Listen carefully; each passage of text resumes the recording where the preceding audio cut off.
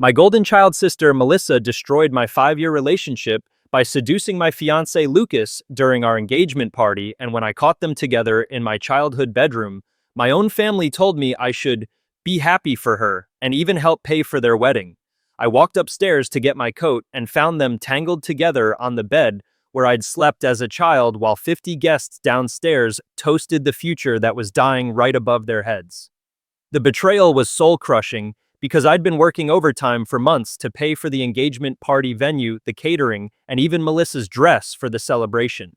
I'd spent years bailing my sister out of every financial crisis while she lived like a spoiled princess, never imagining she was planning to steal the man I'd been building a life with since we were 24 years old. But watching my family's reaction was even more devastating than catching the affair itself.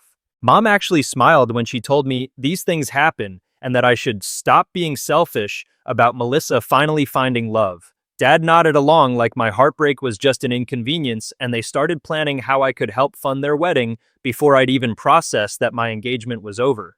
Real sisters support each other's happiness. Mom said with cold satisfaction, like watching me crumble was exactly what she'd been hoping for. They enjoyed seeing me broken, enjoyed watching their golden child take everything I'd worked for, and expected me to smile while I paid for the privilege of being discarded.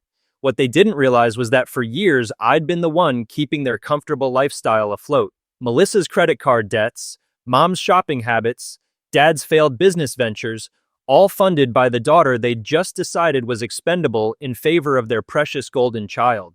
But when you build your whole family's financial foundation on one person's generosity, you better make sure that person still wants to keep supporting you. They wanted me to be happy for Melissa, but they were about to learn that happiness costs money they no longer had access to. To understand how my family could so casually destroy me for Melissa's benefit, you need to know about the golden child system that had ruled our household for 27 years. Melissa was the baby who could do no wrong, the sister whose every mistake was someone else's fault, whose every failure was just bad luck that required family intervention to fix. I was 29, financially successful and responsible for my own life and everyone else's problems. Melissa was 27, chronically in debt and somehow always the victim of circumstances beyond her control. When she maxed out credit cards, it was predatory lending. When she got fired, it was workplace discrimination. When she couldn't pay rent, it was the unfair economy. Meanwhile, my achievements were treated like lucky accidents that came with family obligations. My promotion meant I could help with Mom's shopping addiction. My salary increase meant I should cover Dad's latest business venture. My financial stability was seen as a resource for everyone else to access whenever Melissa created another crisis. Melissa was the golden child who could do no wrong, even when wrong was all she ever did with money or relationships. The pattern had been the same for years. I'd get the phone call about Melissa's latest emergency transfer money to cover her mistakes and watch her promise to pay me back as soon as things turned around. But things never turned around because she never learned consequences when someone else always cleaned up her messes. College tuition when she dropped out halfway through. Security deposits for apartments she'd get evicted from within months. Car payments when she'd totaled her previous vehicle driving drunk. Medical bills when she'd ignored her health insurance requirements. For 5 years, I'd been Melissa's personal bank, funding her irresponsible lifestyle, while she learned that actions don't have consequences if your sister loves you enough. Every loan came with tears, promises, and guilt about family loyalty. But the money only ever flowed one direction, and my generosity had become their expectation rather than something they were grateful for. For 5 years, I'd been the family's financial solution to every crisis Melissa created, and they'd mistaken my kindness for weakness. But the most painful realization was that the signs of Melissa and Lucas's attraction had been there for months, hidden behind innocent family interactions that I'd been too trusting to question. The way Lucas always seemed to find excuses to help her with moving furniture or car trouble. How Melissa suddenly became interested in attending every family gathering once Lucas and I got serious. Their private conversations that would stop when I entered the room. The inside jokes they'd developed. How Melissa always seemed to need Lucas's opinion on her outfit choices or dating problems, and how he always seemed eager to provide detailed advice about what men found attractive.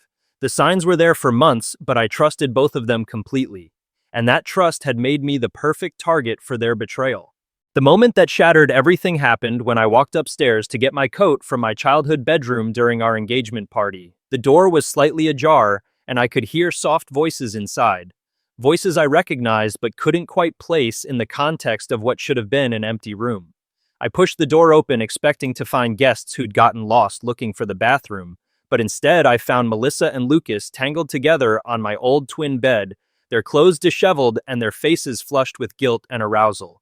The engagement ring Lucas had given me just months earlier caught the light as Melissa's hand gripped his shoulder, and I realized I was watching my 5-year relationship and my sister's loyalty die in the same moment.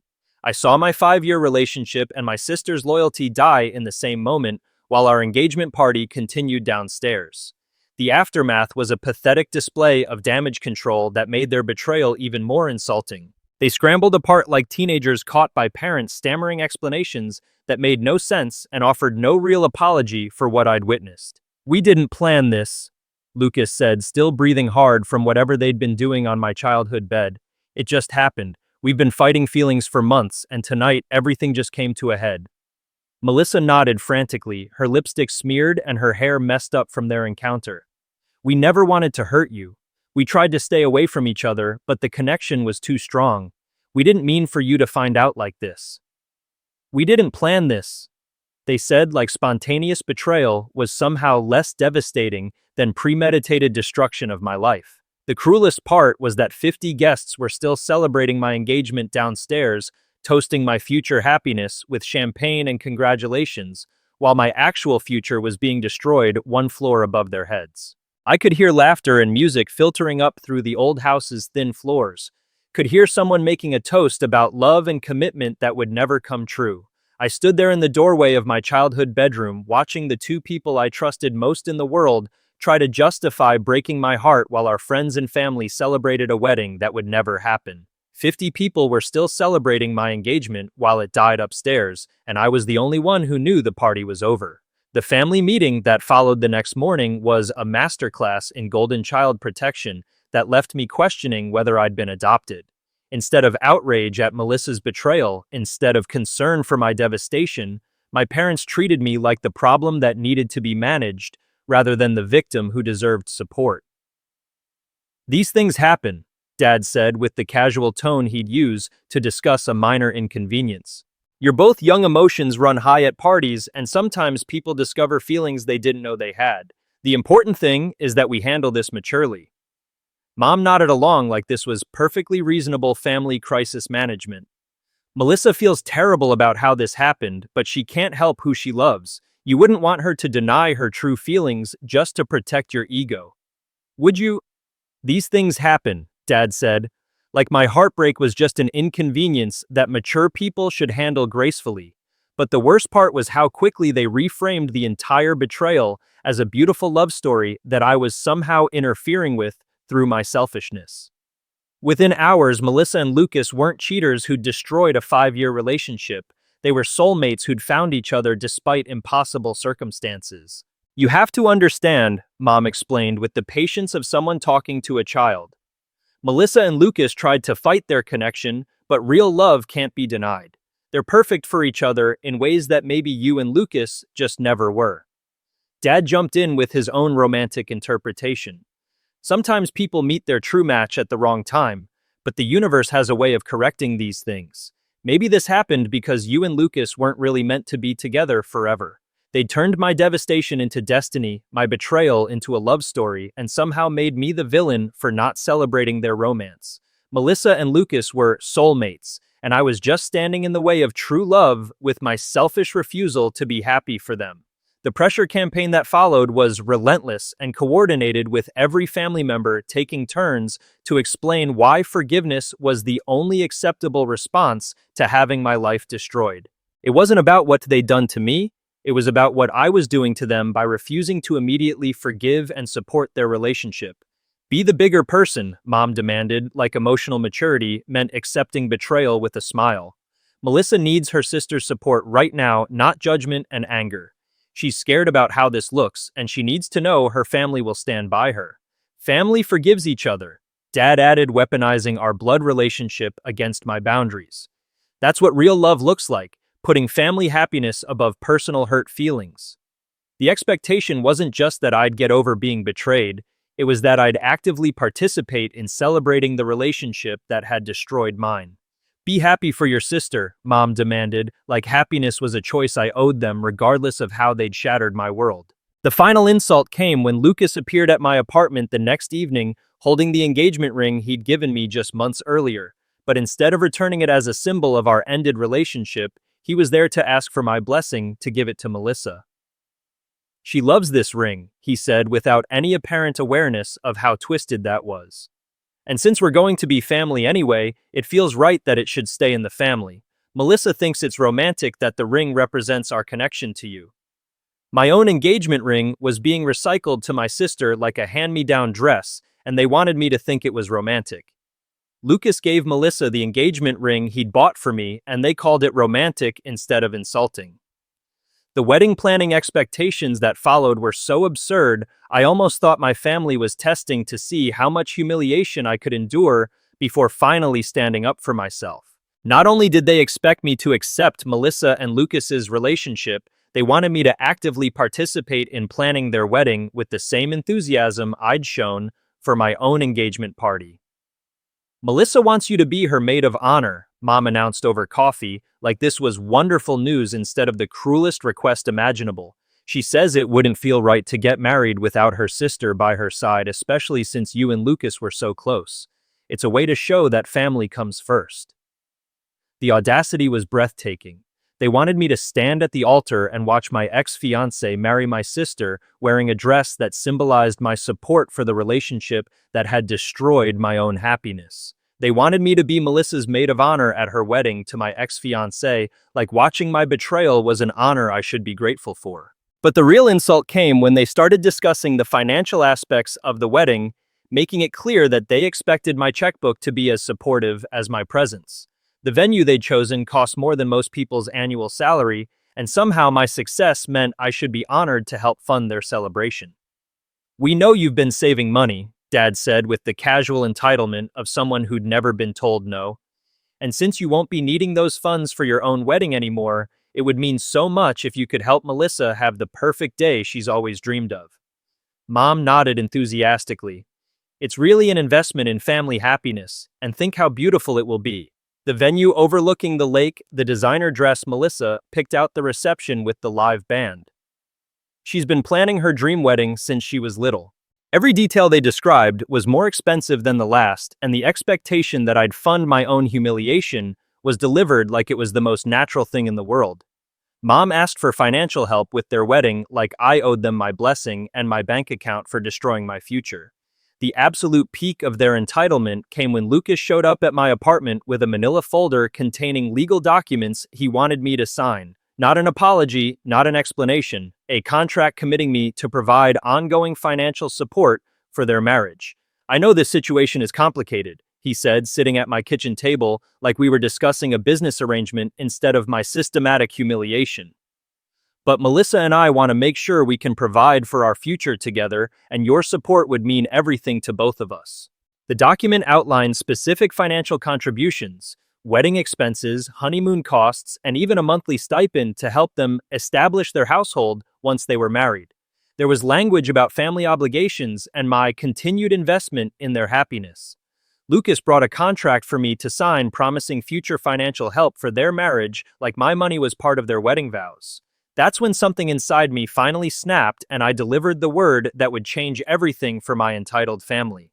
Looking at Lucas sitting in my apartment with his legal document, looking at the phone messages from Mom about venue deposits, looking at my entire family's expectation that I'd fund my own betrayal, I said the most powerful word in the English language. "No," I said it calmly, firmly, and with the absolute certainty of someone who'd finally remembered their own worth. "No to the wedding, no to the money, no to pretending this is anything other than a betrayal that I'm supposed to celebrate and finance." I said no to everything, and my family acted like I'd declared war by refusing to fund my own humiliation. The real scope of Melissa and Lucas's betrayal became clear when I finally looked through the text messages on the old phone I'd lent Melissa weeks earlier. What I'd assumed was a spontaneous moment of weakness at the engagement party was actually the culmination of 6 months of systematic planning to destroy my relationship and steal my life. The messages started in January just after New Year's with innocent-sounding conversations about feelings they couldn't ignore. By February, they were making plans to meet privately when I was at work. March brought discussions about how to handle the situation with me, and April showed them actively planning when and how to reveal their relationship. "She'll be upset at first," Melissa had written, "but she'll get over it.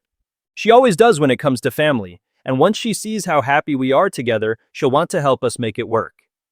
Lucas's response was even more calculated. "She's been funding your life for years. Once we're together, she'll probably feel obligated to help us too. That's just who she is." The text messages showed Melissa and Lucas had been planning this betrayal for 6 months, and they'd counted on my generosity to fund their future together. But discovering my family's financial dependency was even more devastating than learning about the affair timeline. Going through old bank statements and records, I realized that for years I'd been subsidizing not just Melissa's disasters, but my parents' entire comfortable lifestyle. Dad's successful consulting business was actually hemorrhaging money and staying afloat through my regular transfers. Mom's part-time job barely covered her shopping addiction, let alone household expenses. Their mortgage, their car payments, even their grocery bills were being supplemented by my monthly contributions that I'd thought were just helping out occasionally.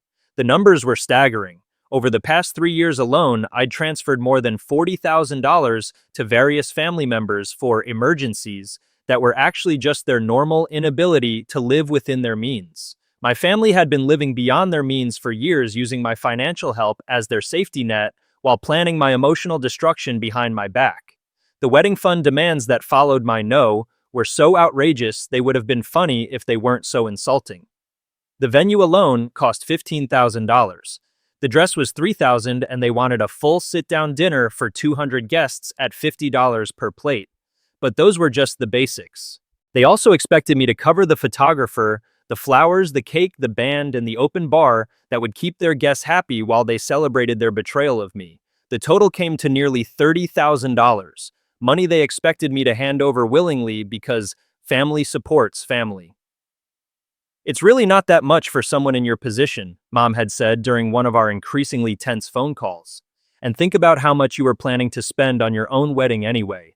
At least this way the money goes to family happiness instead of being wasted." They wanted me to pay for the wedding where my sister would marry my ex-fiancé and somehow convinced themselves I should be grateful for the opportunity. When I continued to refuse, they recruited every relative within 3 states to call and guilt me about my selfishness. Aunts who'd barely spoken to me in years suddenly cared deeply about family unity. Cousins who'd never asked about my life were concerned about my emotional health and suggested therapy to deal with my anger issues. The campaign was coordinated and relentless, with each family member delivering the same basic message: real family members sacrifice their own feelings for the greater good, and my refusal to fund the wedding was destroying everyone's happiness. The entire family was recruited to make me feel guilty for not funding my own betrayal, like my money was their birthright. That's when I made the decision that would change everything and give me back control of my own life. I blocked every family member's phone number, email address, and social media account. I changed my address with the bank to ensure no one could access my financial information, and I informed my workplace that no family members should be given information about my schedule or location. For the first time in years, my phone was quiet, my bank account was mine alone, and my emotional energy wasn't being drained by people who saw me as a resource rather than a person. I blocked every family member who thought my money mattered more than my heart, and finally experienced what peace felt like. The first few weeks of complete family silence were like emerging from a toxic fog I hadn't realized I'd been breathing for years. Without constant crisis calls about Melissa's latest financial emergency, without guilt trips about family obligations, without the emotional exhaustion of managing everyone else's problems, I finally had space to focus on rebuilding my own life.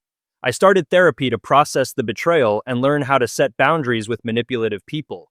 I joined a gym and rediscovered hobbies I'd abandoned while spending all my free time working overtime to fund other people's mistakes. I even started dating again, meeting people who were impressed by my independence rather than threatened by my success. For the first time in years, my money stayed in my account, my energy stayed focused on my goals, and my emotional bandwidth wasn't constantly drained by people who treated me like a resource instead of a person. While they planned their wedding, I planned my complete independence from their toxic system of financial exploitation and emotional manipulation. Meanwhile, my family was discovering what life looked like without their reliable safety net, and the reality was hitting them harder than they'd ever imagined. Dad's consulting business, which had been propped up by my regular transfers, started missing payments to vendors and suppliers. Mom's credit cards, which she'd been paying minimums on with my help, were suddenly maxed out with nowhere to turn. Within 6 weeks, they'd fallen behind on their mortgage payment. Their car insurance lapsed when they couldn't afford the premium. The lifestyle they'd maintained for years was crumbling without the financial foundation I'd provided, and they were finally facing the consequences of living beyond their means. Melissa's wedding fund was non-existent, and her credit was too damaged from previous financial disasters to qualify for any significant loans. The dream wedding she'd planned with my money was rapidly becoming a courthouse ceremony with a reception at someone's house. Without my financial help, my family's comfortable lifestyle started crumbling fast, and their dream wedding became a budget nightmare. The desperate contact attempts that followed were both pathetic and infuriating, showing just how far they'd go to restore access to my bank account. They created new email addresses, used friends' phones to call me, and even tried contacting my workplace to reach me during business hours. Melissa sent flowers to my apartment with cards begging for forgiveness and promising to pay back every penny I'd ever given her. Lucas showed up at my gym trying to explain how their love was real, but they needed my support to make it work financially. My parents even recruited my elderly grandmother to call and guilt me about abandoning family during their time of need. Every attempt was the same basic manipulation. They'd learned their lesson, they valued our relationship more than money, and they needed just one more chance to prove they could change. They tried every number they could find, but I stayed blocked from their chaos, and their desperation only confirmed I'd made the right choice. But the most healing part of this period was building a support system of people who actually cared about my well-being rather than my bank balance. My real friends were horrified when I told them the full story of my family's expectations and proud of my decision to prioritize my own emotional health. My coworkers, my therapist, even casual acquaintances could see how much lighter and happier I'd become without the constant stress of managing other people's irresponsibility. They validated my feelings, supported my boundaries, and helped me understand that healthy relationships don't require you to fund your own betrayal. My real friends were horrified by my family's behavior and proud of my boundaries, giving me the validation I'd never received at home. 3 months after I'd blocked them all, my family decided that respecting my boundaries was optional and showed up at my apartment building like a coordinated invasion force. I was enjoying a quiet Saturday morning when someone started pounding on my door with the kind of aggressive intensity that suggested they weren't planning to take no for an answer. Through the peephole, I could see my entire family clustered in the hallway. Mom, Dad, Melissa, and Lucas all looking like they'd come to stage an intervention rather than respect the boundaries I'd clearly established. The entitlement was staggering, but not surprising given their track record of treating my decisions as suggestions rather than actual boundaries. They showed up at my apartment, demanding I open the door and stop this nonsense like my peace was their problem to solve. "Open the door right now," Mom demanded through the locked entrance, her voice carrying that authoritative tone she'd used when I was a child.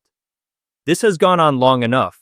We need to talk about this situation like adults, and hiding behind locked doors isn't solving anything." Dad's voice joined in with his usual business negotiation approach.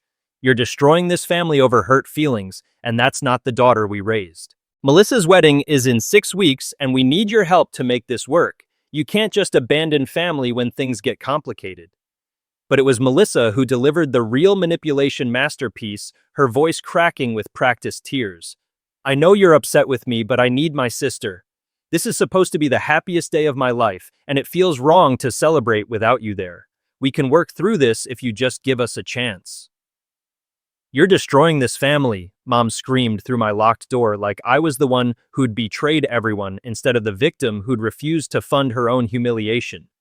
When verbal manipulation failed to get me to open the door, they escalated to the kind of desperate measures that would permanently end any possibility of reconciliation. Lucas, apparently deciding that legal boundaries didn't apply to him, pulled out some kind of tool and started working on my door lock while the others kept up their emotional assault. "She's got to have copies of our financial agreements in there," I heard him tell Melissa through the thin door. "If we can just get inside and find the paperwork, we can prove she committed to helping us. She can't just change her mind about family obligations." The sound of him tampering with my lock while my parents stood guard was terrifying and infuriating in equal measure. They weren't just asking for money anymore, they were attempting to break into my home to steal documents they thought would force me to fund their wedding. My neighbors in the hallway were starting to gather, attracted by the shouting and the obvious criminal activity happening right in front of them. Mrs. Chen from next door was already on her phone, and Mr. Rodriguez from across the hall was recording the entire scene with his cell phone. Lucas tried to break into my apartment while neighbors called the police, proving that my family's entitlement had finally crossed into actual criminal behavior. The police response was swift and professional, arriving just as Lucas managed to damage my door lock enough to partially open it. The officers found him halfway through my doorway with burglary tools in his hand, while my parents and Melissa stood in the hallway screaming about family obligations and financial commitments. "Ma'am, do you know these people?" the lead officer asked me through my partially opened door, and I could see Lucas being handcuffed while Melissa sobbed about how this was all a misunderstanding. "They're my family," I said calmly, "and I've had no contact with them for 3 months because they've been harassing me for money. I specifically told them not to contact me, and now they've tried to break into my apartment." The trespassing and attempted breaking and entering charges were filed on the spot, with Lucas looking particularly pathetic in handcuffs while trying to explain to police that he had a right to access my home because we were practically family. The police arrested Melissa and Lucas for attempted breaking and entering, while my parents watched their golden child face consequences for the first time in her life. But the real validation came from my neighbors, who'd witnessed weeks of my family's harassment and were more than willing to provide testimony about their behavior. Mrs. Chen told the officers about the daily phone calls and doorbell ringing. Mr. Rodriguez had security camera footage showing previous visits where they'd tried to force entry. "They've been bothering her for months," Mrs. Chen told the police with obvious concern for my well-being. "Always yelling about money and family, never taking no for an answer. She's such a quiet, nice girl, and they've been making her life miserable." My neighbors told police they'd watched my family harass me for weeks, providing the witness testimony that would make the charges stick. When the lead officer asked me to make an official statement about my relationship with the arrested parties, I finally had the chance to say what I'd been feeling for months to someone with actual authority to enforce boundaries. "I want no contact with people who value my money more than my heart," I told the officer clearly and calmly. "They destroyed my engagement, demanded I fund their wedding, and now they've tried to break into my home when I refused to be their victim anymore." The restraining order paperwork was filed that afternoon, and for the first time since this nightmare began, I had legal protection from their manipulation. I told the police I wanted no contact with people who valued my money more than my heart, and finally had legal protection from their toxic demands. The aftermath of that arrest was everything I could have hoped for in terms of natural consequences, finally catching up with people who'd spent years avoiding them. Within 6 months, my family's entire house of cards collapsed without my financial foundation holding it together. Dad's consulting business folded completely when he couldn't make payroll without my emergency transfers. Mom had to sell her jewelry and designer clothes to cover basic living expenses. Their mortgage went into foreclosure, and they were forced to move into a cramped rental apartment that cost more than they could realistically afford. But the sweetest justice was watching Melissa and Lucas's relationship crumble under the pressure of actual financial reality. Without my money to fund their romantic fantasy, they discovered that love doesn't pay bills or cover legal fees. Lucas left Melissa for someone whose family could actually support his lifestyle expectations, and she was left with credit card debt, court costs, and the reputation of someone who destroyed her sister's life for a man who abandoned her the moment things got difficult. Within months, their financial house of cards collapsed without my foundation, and their true love couldn't survive without my money funding it. Meanwhile, my life flourished in ways I'd never imagined possible when I wasn't constantly drained by other people's financial emergencies and emotional manipulation. My career advanced rapidly without the distraction of family crises. My bank account grew steadily without emergency withdrawals for someone else's mistakes. My stress levels dropped to almost nothing without daily guilt trips about family obligations. I started traveling, bought my own house, and built relationships with people who valued my company rather than my bank balance. The peace that came from living authentically without constantly managing other people's problems was worth every uncomfortable moment of setting those boundaries. I built a life where my worth wasn't measured by my willingness to fund other people's mistakes and discovered what happiness actually felt like. Looking back now, I realize that Melissa stealing my fiancé was the best thing that ever happened to me.